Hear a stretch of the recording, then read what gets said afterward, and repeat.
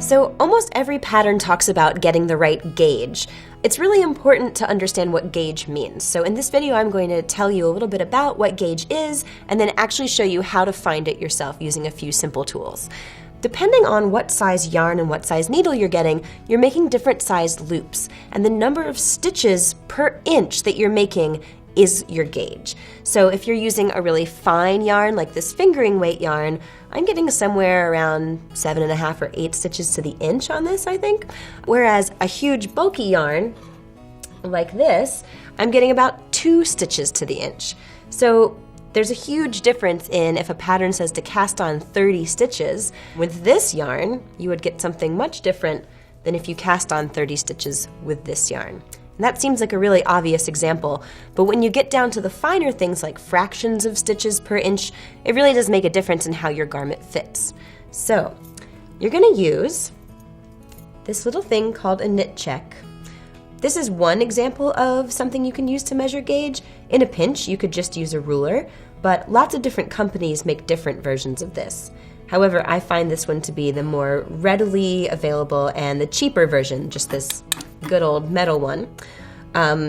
So it has a window here to measure your stitch gauge and your row gauge.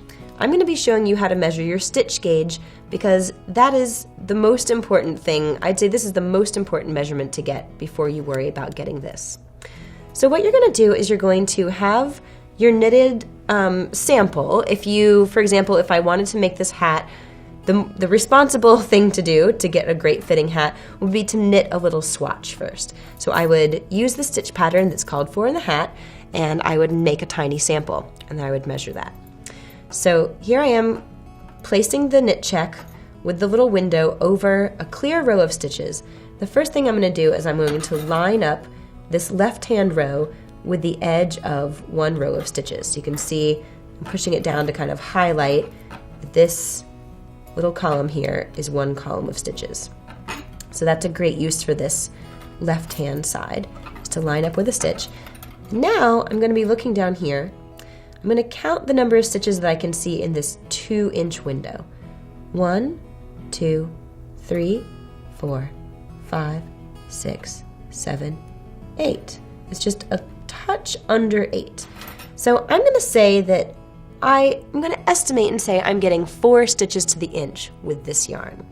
So that would help me know if I wanted to cast on a child's hat that was 20 inches around. If I was getting 4 stitches to the inch, that I would want to cast on 80 stitches to fit that child's head. So that's just an example of how to find your gauge, how to do a simple gauge calculation to find out how many stitches per inch you need to get for the yarn that you're using. And when you start using a different yarn or a different needle combination, always make a swatch and check your gauge again because it can change.